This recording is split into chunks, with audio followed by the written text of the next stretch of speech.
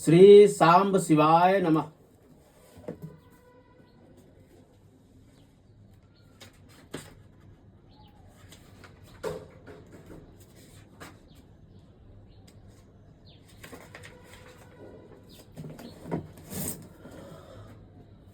नमस्कार। आज मैं श्री शिव महापुराण के अंतर्गत जो द्वितीय रुद्र संहिता है, उसका जो द्वितीय खंड है रुद्र संहिता सती खंड, उसका पंचमो दशोध्याय यानी 15वां अध्याय का पाठ करने जा रहा हूँ। भूल त्रुटि को क्षमा कीजिए और ध्यानपूर्वक सुनिए। बस एक कोशिश है कि मैं इसके बारे में पढ़ाई करूँ, थोड़ा बहुत अगर ज्ञान अर्जन कर सकूँ वही बहुत है मेरे इस। चलिए, अथो पंचोदशोध्याय। सती द्वारा नंदा व्रत का अनुष्ठान तथा देवताओं द्वारा शिव स्तुति। ब्रह्मा जी बोले, हे मुने, एक समय आपके साथ जाकर मैंने त्रिलोक की सर्व स्वभूता उन सती को अपने पिता के पास बैठी हुई देखा। ये ब्रह्मा जी नारद जी से कह रहे हैं। जैसे कि नारद जी अगर ब्रह्मा जी के साथ गए थे तो ये बात उनको भी ज्ञात होगा, लेकिन जबकि ये एक पुस्तक ग्रंथ लिखा जा रहा है तो उसमें यथायथ कैसे क्या हुआ था उसके बारे में बात कर रहे हैं। तो ब्रह्मा जी ने नारद जी से ऐसे बात की। पिता के द्वारा नमस्कृत तथा सत्कृत होते हुए हम दोनों को देखकर लोक लीला का अनुसरण करने वाली उन सती ने प्रेम पूर्वक भक्ति के साथ आपको तथा मुझे प्रणाम किया। हे नारद, प्रणाम करने के पश्चात दक्ष के द्वारा दिए गए आसन पर हम दोनों बैठ गए। इसके बाद विनम्र सती को देखकर मैंने कहा, हे सती, जो तुम्हें चाहता है तथा जिसे तुम चाहती हो उन सर्वज्ञ जगदीश्वर को तुम पति रूप में प्राप्त करो, जिसने तुम्हारे अतिरिक्त दूसरी स्त्री का पानी ग्रहण नहीं किया है, जो वर्तमान में भी ना करते हैं ना करेंगे, और हे शुभे, जिनकी समता कोई और करने वाला नहीं है, वे ही इस समय तुम्हारे पति हो। हे नारद, ऐसा कहकर कुछ दिन दक्ष के घर निवास कर हम दोनों उनसे विदा लेकर अपने अपने स्थान पर चले गए। मेरी बात सुनकर दक्ष परम प्रसन्न होकर चिंता रहित हो गए और अपनी कन्या को परमेश्वरी जानकर उनका बड़ा सत्कार करने लगे। अपनी इच्छा से मनुष्य शरीर धारण करने वाली भक्त वत्सल्या देवी ने मनोहर कौमारोचित विहार करके अपनी कौमार्यावस्था समाप्त की। अपनी तपस्या के प्रभाव से सर्वांग मनोहरा उन सती ने धीरे धीरे बाल्यावस्था समाप्त कर युवावस्था को प्राप्त किया। लोकेश दक्ष प्रजापति उस कन्या को युवावस्था को प्राप्त हुई देखकर विचार करने लगे कि अपनी इस पुत्री को शिव के लिए किस प्रकार प्रदान करूं। इधर वे सती भी प्रतिदिन शिव को प्राप्त करने की इच्छा करने लगी। पिता के मनोभाव को जानकर वे माता के पास आई। विशाल बुद्धि वाली उन सती परमेश्वरी ने शंकर को प्राप्त करने की इच्छा से तप करने के लिए अपनी माता वीरिनी से आज्ञा मांगी। तब दृढ़ व्रत वाली वे सती माता की आज्ञा से महेश्वर को पति रूप में प्राप्त करने के लिए घर में ही तपस्या करने लगी।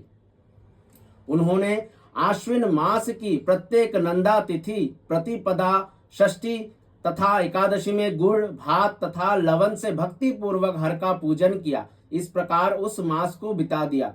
कार्तिक मास की चतुर्दशी को खीर तथा अपूस से शिवजी की आराधना कर वे उनका स्मरण करने लगी। वे मार्ग शीर्ष के कृष्ण पक्ष की अष्टमी को यव, तिल एवं चावल सहित किलो से शिवजी का पूजन कर दिन बिताने लगी। वे सती पौष मास के शुक्ल पक्ष की सप्तमी तिथि को रात्रि में जागरण करके प्रातः काल खिचड़ी से शिव का पूजन करने लगी। माघ की पूर्णिमा तिथि को रात्रि में जागरण कर प्रातः काल भीगे कपड़े पहनकर वे नदी के किनारे शिव का पूजन करने लगी। फाल्गुन कृष्ण चतुर्दशी को रात्रि में जागरण कर सब प्रहरों में बिल्व पत्र तथा बिल्व फल से शिव की विशेष पूजा करने लगी। चैत्र शुक्ल चतुर्दशी को वे सती पलाश पुष्प तथा दवनों दोनों से शिवजी की पूजा करती थी और दिन रात उनका स्मरण करती हुई समय व्यतीत करती थी। वैशाख शुक्ल तृतीया को गव्य, तिलाहार, यव एवं चावलों से शिवजी का पूजन कर उस मास को व्यतीत करने लगी। ज्येष्ठ की पूर्णिमा के दिन निराहार रहकर रात्रि में वस्त्र एवं भट्ट कट्टिया के पुष्पों से शिवजी का पूजन करके वे सती उस मास का व्यतीत करने लगी। वे आषाढ़ शुक्ल चतुर्दशी को काले वस्त्र एवं भट्टकट्या के पुष्पों से शिवजी की पूजा करने लगी। वे श्रावण शुक्ल अष्टमी तथा चतुर्दशी तिथि को पवित्र योग्य पवित्र तथा वस्त्रों से शिव का पूजन करने लगी।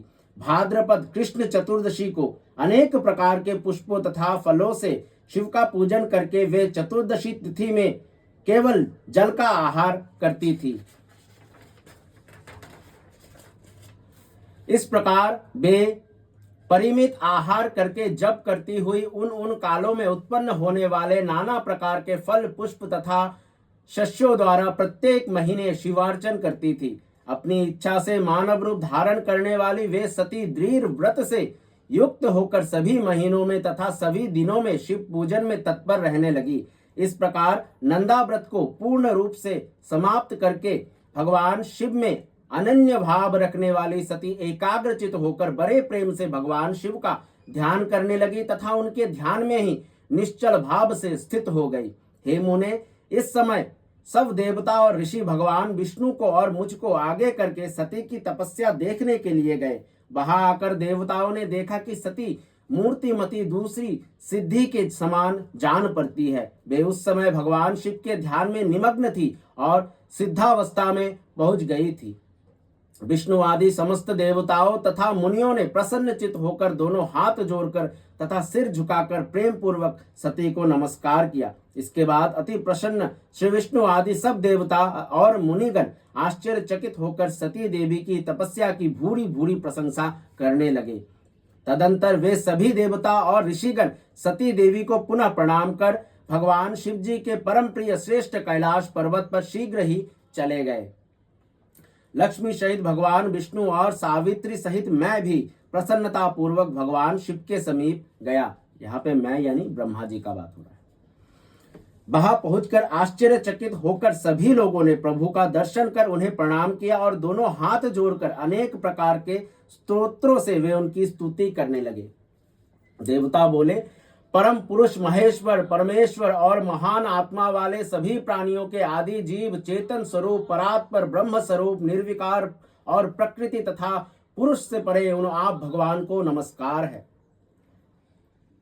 जिनसे ये चराचर जगत उत्पन्न हुआ है, जो प्रपंच रूप से स्वयं सृष्टि स्वरूप है तथा जिनकी सत्ता से समस्त संसार भाषित हो रहा है, जिनके द्वारा ये जगत उत्पन्न हुआ है, जिनके अधीन ये समस्त जगत है, जिनका ये सब कुछ है, जो इस जगत के बाहर तथा भीतर व्याप्त है, जो निर्विकार और महाप्रभु है, जो अपनी आत्मा में ही इस समस्त विश्व को देखते हैं, उन स्वयंभू परमेश्वर को हम लोग नमस्कार कर रहे हैं। जिनकी दृष्टि कहीं नहीं रुकती, जो परात्पर सभी प्राणियों के साक्षी सर्वात्मा अनेक रूपों को धारण करने वाले आत्म स्वरूप पर ब्रह्म तथा तप करने वाले, हम लोग उनकी शरण में आए हैं। देवता ऋषि तथा सिद्ध भी जिनके पद को नहीं जानते हैं, तो फिर अन्य प्राणी उनको किस प्रकार जान सकते हैं और किस प्रकार प्राप्त कर सकते हैं। जिनको देखने के लिए मुक्त संग साधुजन ब्रह्मचर्यादि व्रतों का आचरण करते हैं, वे आप हमारी उत्तम गति है। हे प्रभु, दुख देने वाले जन्मादि कोई भी विकार आप में नहीं होते, फिर भी आप अपनी माया से कृपा पूर्वक उन्हें ग्रहण करते हैं। आश्चर्यमय कर्म करने वाले उन आप परमात्मा को नमस्कार है। वाणी से सर्वथा परे आप पर ब्रह्म परमात्मा को नमस्कार है। बिना रूप के होते हुए भी बहुत रूपों वाले परात्पर अनंत शक्ति से समन्वित त्रिलोकपति सर्वसाक्षी तथा सर्वव्यापी को नमस्कार है। स्वयं प्रकाशमान निर्वाण सुख तथा संपत्ति स्वरूप ज्ञानात्मा तथा व्यापक आप ईश्वर को नमस्कार है। निष्काम कर्म के द्वारा प्राप्त होने वाले केवल्य पति को नमस्कार है। परम पुरुष परमेश्वर तथा सब कुछ देने वाले आप प्रभु को नमस्कार है। क्षेत्रज्ञ आत्म स्वरूप सभी प्रत्ययों के हेतु सबके पति महान तथा मूल प्रकृति को नमस्कार है। पुरुष परेश तथा सब कुछ प्रदान करने वाले आप परमात्मा को नमस्कार है। हे कारण रहित त्रिनेत्र पांच मुख वाले तथा सर्वदा ज्योति स्वरूप आपको नमस्कार है। सभी इंद्रियों और गुणों को देखने वाले आप परमात्मा को नमस्कार है। तीनों लोकों के कारण मुक्ति स्वरूप मोक्ष प्रदान करने वाले, शीघ्र ही शरणागत को तारने वाले, अमान्य वेद तथा अन्माय वेद तथा आगम शास्त्र के समुद्र परमेष्टि तथा भक्तों के आश्रय रूप आप प्रभु को नमस्कार है। हे महेश्वर, आप गुण रूपी अग्नि से आच्छन्न चित्त स्वरूप अग्नि रूप मूर्खों के द्वारा प्राप्त न होने वाले, ज्ञानियों के हृदय में सदा निवास करने वाले, संसारी जीवों के बंधन को काटने वाले, उत्तम भक्त को मुक्ति प्रदान करने वाले, स्वप्रकाश स्वरूप नित्य अव्यय निरंतर ज्ञान स्वरूप प्रत्यक्ष दृष्टा अविकारी तथा परम ऐश्वर्य धारण करने वाले हैं, आप प्रभु को नमस्कार है। लोग धर्म अर्थ काम मोक्ष के लिए जिनका भजन करते हैं तथा जिनसे अपनी सद्गति चाहते हैं, ऐसे हे प्रभु आप हम सभी के लिए दया रहित कैसे हो गए? हम पर प्रसन्न हो, आपको नमस्कार है। आपके अनन्य भक्त आपसे किसी अन्य अर्थ की अपेक्षा नहीं करते हैं, वे तो केवल आपके मंगल स्वरूप चरित्र को ही गाया करते हैं। अविनाशी पर ब्रह्म अव्यक्त स्वरूप वाले, व्यापक आध्यात्म तथा योग से जानने योग्य तथा परिपूर्ण आप प्रभु की हम लोग स्तुति करते हैं। हे अखिलेश्वर, इंद्रियों से परे स्वयं आधार रहित, सबके आश्रय हेतु रहित, अनंत आद्य और सूक्ष्म आप प्रभु को हम सभी प्रणाम करते हैं। आपने अपनी तुच्छ कला मात्र से नाम रूप के द्वारा विष्णु आदि सभी देवताओं तथा इस चराचर जगत की अलग अलग सृष्टि की है। जैसे अग्नि की चिंगारियां तथा सूर्य की किरणें बार बार निकलती है और फिर उन्हीं में लीन हो जाती है, उसी प्रकार सृष्टि का ये प्रवाह त्रिगुणात्मक कहा जाता है। हे प्रभु, आप न देवता है, न असुर है, न मनुष्य है, न पक्षी है, न द्विज है, न स्त्री है, न पुरुष है, न नपुंसक है, यहाँ तक कि सत असत्य कुछ भी नहीं है।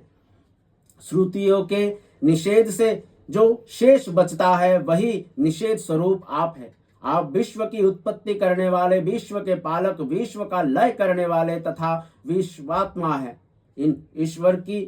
उन ईश्वर को हम सभी प्रणाम करते हैं। योग से दग्ध हुए कर्म वाले योगी लोग अपने योगासक्त चित्त में जिन्हें देखते हैं, ऐसे आप योगेश्वर को हम लोग नमस्कार करते हैं। हे तीनों शक्तियों से संपन्न असह्य वेग वाले, हे त्रयमय, आपको नमस्कार है। अनंत शक्तियों से युक्त तथा शरणागतों की रक्षा करने वाले आपको नमस्कार है। हे दुर्गेश, दूषित इंद्रियों वालों के लिए आप सर्वदा दुष्प्राप्य है, क्योंकि आपको प्राप्त करने का मार्ग ही दूसरा है। सदा भक्तों के उद्धार में तत्पर रहने वाले तथा गुप्त शक्ति से संपन्न आप प्रभु को नमस्कार है। जिनकी माया शक्ति के कारण अहंग बुद्धि से युक्त मूर्ख अपने स्वरूप को नहीं जान पाता, उन दुरत्यय महिमा वाले आप महाप्रभु को हम नमस्कार करते हैं। ब्रह्मा जी बोले, हे नारद, इस प्रकार महादेव जी की स्तुति करके मस्तक झुकाए हुए विष्णु आदि सभी देवता उत्तम भक्ति से युक्त हो प्रभु शिव जी के आगे चुपचाप खड़े हो गए।